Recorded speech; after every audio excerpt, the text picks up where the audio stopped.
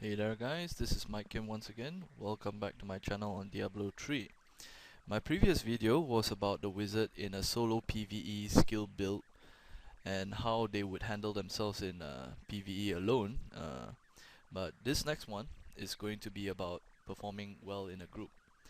Now if you compare the wizard in a group and killing solo, there are some similarities, especially their mobility skill and their arcane power generator. The wizard is by far conditioned to deal as much damage as possible though, and being in a group is a perfect opportunity to take advantage of that, as they don't really have to worry about enemies making a beeline straight towards them.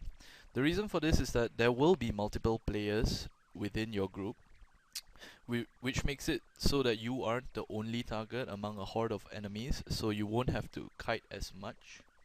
That being said, that doesn't mean you'll have to forego defensive and utility skills altogether. They'll still be present, just you'll focus on them less.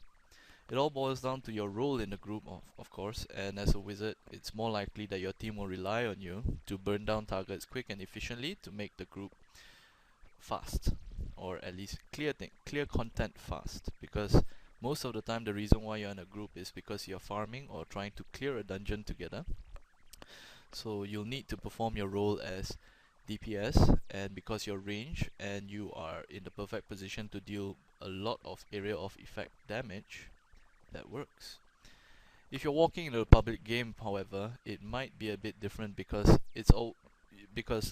you might not have things like barbarians to protect you, or the shouts that they provide that increase your armor. So you'll need to be prepared in that sense, which is why I have things like teleport to at least ensure that I do not kiss the floor, assuming my group members separate themselves from me. Alright, I'm going to be explaining each of my skill choices, starting with Electrocute. It's a typical arcane power generator. I picked up the Indigo runestone. The only difference from this and in solo PvE is that I picked up the runestone, which increases the maximum number of jumps to 7 enemies as compared to 2 enemies. Now the reason for this is because I want to be dealing as much damage as possible. However, like the PvE solo, I did pick up Prodigy, which also gives me 5 arcane power whenever I use a signature spell, which is Electrocute. Next up, I picked up Arcane Torrent, which I'm using the Crimson Runestone. Whenever I use it, targets that get hit by Arcane Torrent will receive 30% additional damage from all attacks for 6 seconds, especially from arcane damage, and this combines well with Disintegrate, which also does arcane damage, and it goes through many enemies. And with this, I have the Alabaster Runestone, which has a 35% chance to explode all enemies for 170% of my weapon damage within 8 yards of the enemy dying. This works well, especially when you're clearing mobs or rooms of mobs as a group. Teleport here you'll see is the same as PvE, except for whenever I appear after teleporting, I will receive 25% less damage. This is supposedly so that I could travel through rooms, because there are times when things get a little hectic and frantic. You'll find that you get separated from your teammates, and you might want to consider using this to at least meet up with them again. I did consider Wormhole because it reduces the time that you have before the cooldown begins. What this does is, it says here, after casting Teleport there is a 1.2 second delay. What my friends tell me is that for 1.2 seconds you can teleport as much as you want, which is up to about 4 to 5 times possibly. I cannot confirm this because I have never tried the runestone myself, so I'm not going to say that's a fact. Instead of ice armor, I took energy armor. What this does is it increases your armor by 20%, lowers your maximum arcane power by 20. However, with the pinpoint barrier, you do get a 6% increase in your critical hit chance whenever this is active.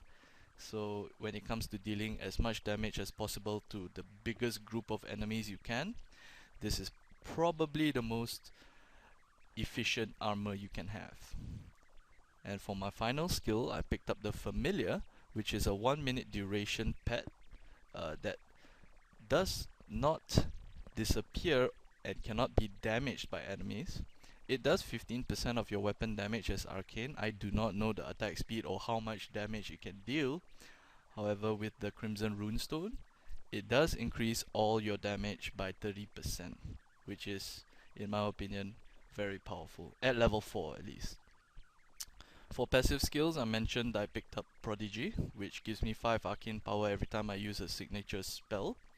My second passive skill is an offensive one, which is Glass Cannon, which increases all damage I deal by 20%, but decreases my armor by 10% and my resistances by 10%.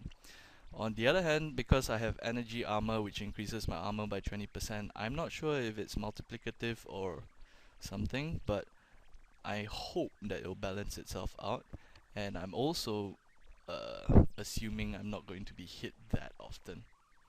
Over here you'll see I have Galvanizing Wand, which is my defensive passive skill. It gives me increased duration on my armor spell and as well as life per second regen. This is the same as my solo PvE spec, but I picked it up only because I might need to, what do you say, run away from enemies? Yeah. So this may be the case. It depends. If you have a very solid group that has a tank, for example, that is you're very certain will stick close to the rest of the group, you might want to consider switching it out for something else. Maybe something that can reduce your cooldowns, for example, by 20%, or at least increase your damage. But this is all a matter of choice. This is very subjective, so I'll leave that to you. Anyway, this is Mike Kim. Thanks for watching. Good night.